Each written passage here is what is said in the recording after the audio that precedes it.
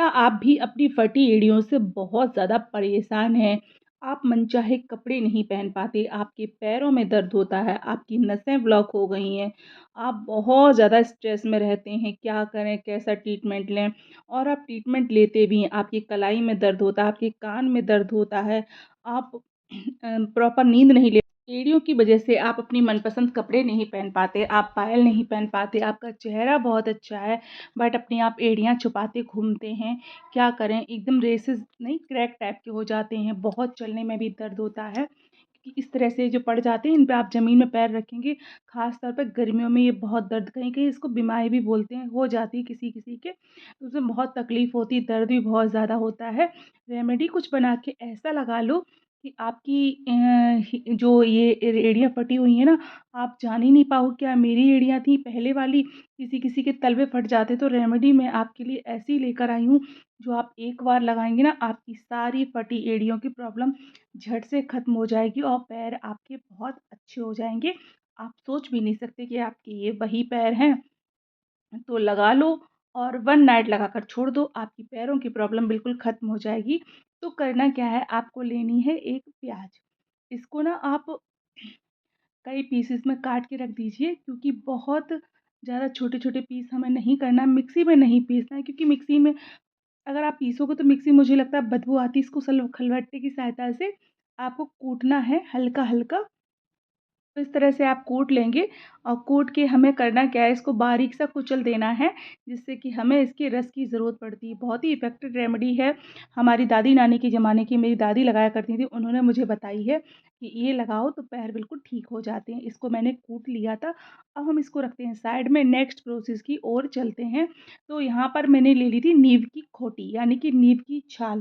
पहले लोग ना फुड़िया, फुंसी जब हो जाती तो इसी को इस तरह से लगा लेते थे तो फुड़िया बिल्कुल ठीक हो जाती थी। अगर आपके चेहरे पर कोई दाग धब्बा फुंसी हो गई है तो आप इसको घिसकर अपने फेस पे लगा लेंगी ना तो आपका चेहरा बहुत अच्छा हो जाएगा। कई हद तक ये झाइयों से भी निजात दिलाती है, बहुत ही इफ़ेक्टिव रेमेडी है, बहुत ही अच्छी रेमेडी है, ठीक है? इस तरह से आप इसको घिसते रहिए क्योंकि हमें इसका गाढ़ा-गाढ़ा पेस्ट चाहिए है, ठीक है? तो मैंने इसको घिस लिया था और पानी ही डालना है, आपको कोई और चीज़ इसमें नहीं डालनी है, पानी ही डालेंगे। मैंने सलबट्टा था खड़बट्टा सॉरी बटन क्या बोलते हैं सिलबट्टा बोलते हैं मेरे यहाँ तो इसको आपके यहाँ क्या बोलते हैं मुझे कमेंट सेक्शन में बताना। उससे मैंने इसको उल्टा करके कर लिया तो देखो ये हो गया इस तरह से। अब चलते हैं गैस की ओर तो हमें करना क्या है, एक लेनी है मोमबत्ती। मोमबत्ती आप कलर्ड वाली मत लेना है क्योंकि उसमें भी केमिकल रहता है, ये प्लेन ली है तो इसमें जो केमिकल वाला कलर है उससे तो हम कहीं न कहीं बच ही जाएँगे। इसको हमें पिघलाना है। बहुत ज़्यादा जलाना नहीं है, हल्का-हल्का गैस का फ्लेम बिल्कुल लो रखना है, तो ये अच्छे से पिघल जाएगी इस तरह से।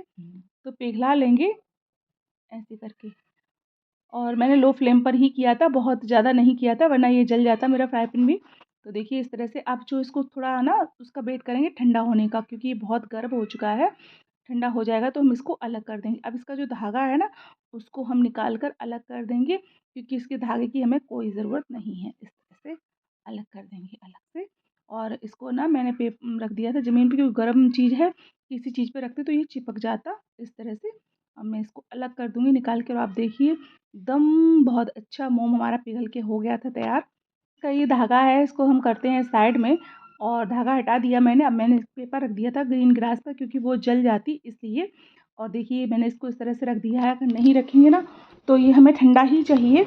और अब चलेंगे हम नेक्स्ट प्रोसेस की ओर कि हमें करना क्या है। अब हम लेंगे अरंडी का तेल।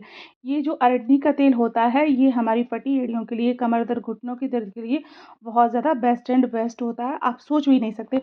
तो ये बहुत ज़्यादा गाढ़ा लिक्विड टाइप का होता है, आपने देखना कड़वे तेल में और इस तेल में बहुत फ़र्क होता है, बहुत ज़्यादा। अच्छा मोम गर्म रहे और तेल गर्म इस तरह से नहीं डालना, ठंडा करके ही डालना है, हल्के से आपको पिघला देना क्योंकि इस टाइम इतनी गर्मी बहुत ज़्यादा पड़ रही है। मेरे यहाँ तो भाई बहुत गर्मी है, आपके यहाँ गर्मी कैसी है ये भी मुझे बताएँ? 4-5 दिन से यहाँ बहुत गर्मी हो रही है, बहुत ज़्यादा। अब हमें लेना है थोड़ा-सा कपूर, भीमसेनी कपूर नहीं लेना है, जो नॉर्मल हम यूज़ करते हैं, कपूर की तासीर बहुत ठंडी होती है।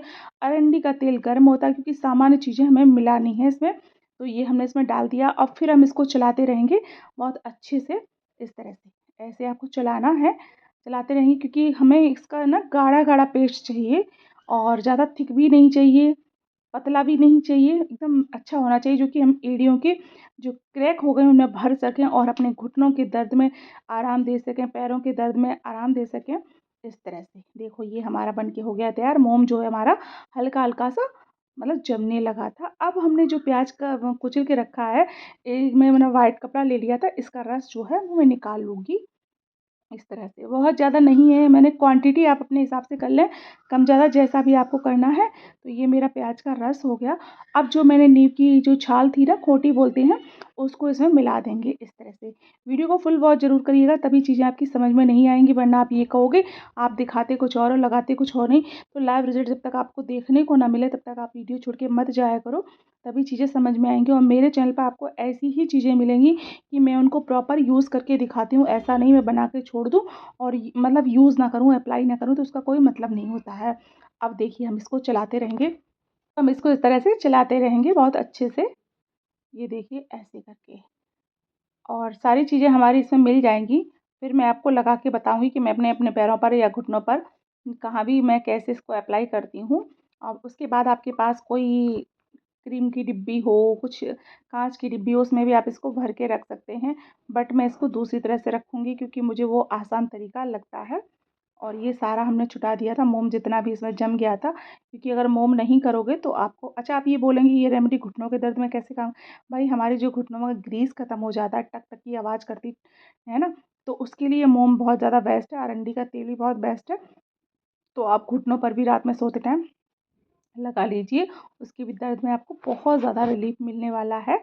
और जो नसें हमारी ब्लॉकेज हो जाती हैं उनका भी ठीक-ठीक संचार हो जाता है, ब्लड का सर्कुलेशन ठीक हो जाता है, ब्लड सर्कुलेशन ठीक हो जाता है।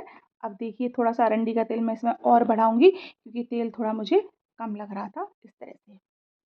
देखिए बहुत ज़्यादा नहीं डाला है, थोड़ा ही डाल दिया मैंने इसमें, ऐसे करके।